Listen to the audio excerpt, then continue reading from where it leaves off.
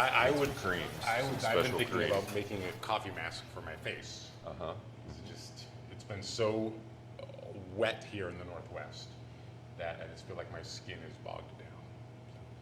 It's weighing down your skin, huh? It's that wet. I'm that age. Just think of it as nature's moisturizer. Listen, if you don't live here in the Northwest, you don't understand what it's like to live in essentially a fog cloud at all times. Listen, we're not here to talk about gas prices or putting cucumbers under our eyes or coffee masks, although I'm interested if you have advice on all those things.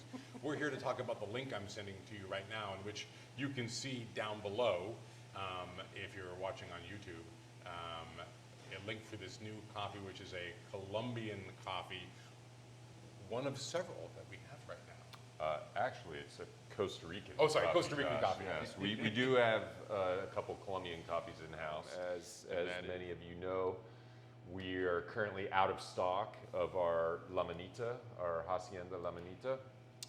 However, our friends at La Manita also have a ownership stake in this farm, La Pradera, the prairie, as we say. And it's real close. It's kind of around the corner, just sort of high in the Tarrazú Valley, where we tend to find all these gems from Costa Rica that we've come to appreciate. Like I said, it's from the Tarrazú Valley. It's 100% Catura is the variety here. It's fully washed coffee.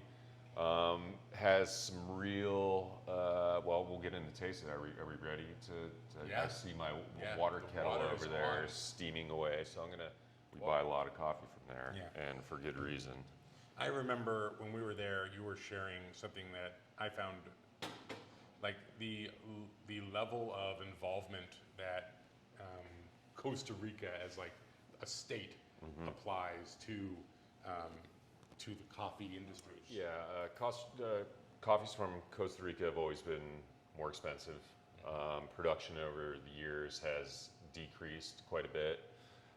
Experiencing the scenario as we are in many other coffee producing countries, where sometimes the land becomes more valuable for other things. You know, we talk about our trips there, and I remember I don't know how long ago it was, but first couple trips, it gets dark at night, you look out across the valley and it was dark. And now you go out there, you look across the valley, and there's lights.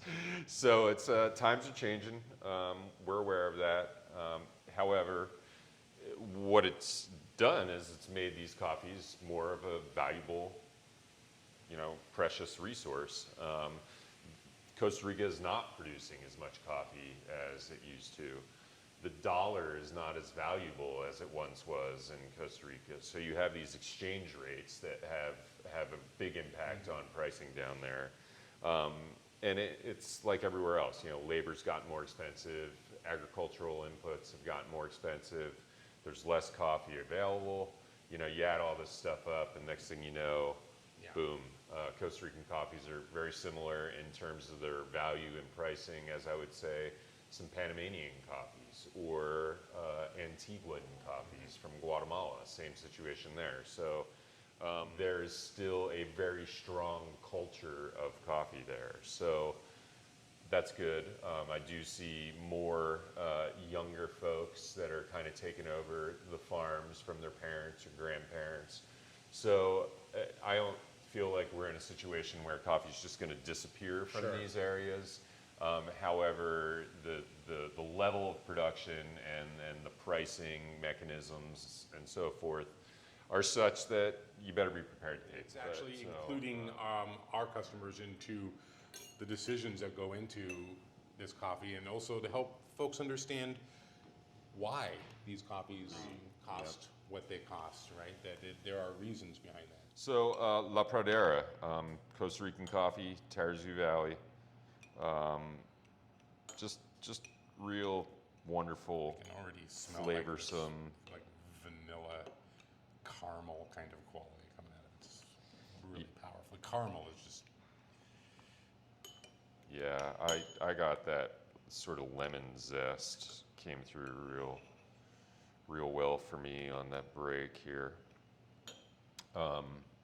Yeah, so tasting notes that we have at least on the bag for this coffee. As always, we try and be realistic about what it is we're tasting. We don't just make this stuff up. Honey, caramel, and lemon. So, hey, there we go. We pretty much got all that here on our break. So we hit 14 minutes, Bob. Maybe that will be the great amount of time for you to describe why you say perceived acidity as opposed to just acidity.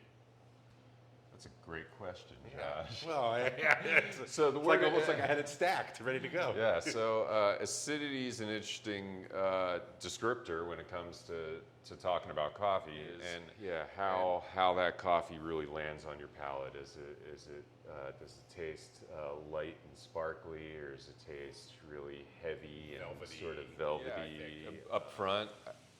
I kind of still just get that lemon. It's almost like a lemon candy bar. You know, you get the chocolate, you get the caramel, but then you get that little bit of a peel, like a zest. I believe it's lemon zest that Like a lemon peel with dipped in chocolate, right? There you go. Yeah, There's well, one. I so know what honey and the honey? That's the one that Layered is the word, the key word for me in this. It's that they're experiencing these things on my palate differently as I go through the tasting process. Yeah, and especially as the coffee itself goes through that temperature range, some of these things are going to come and go and kind of be more prevalent or not. So Okay, you should take some home as well. And so that's why at a time like this, I always like to put up our little coupon here, right below Bob there.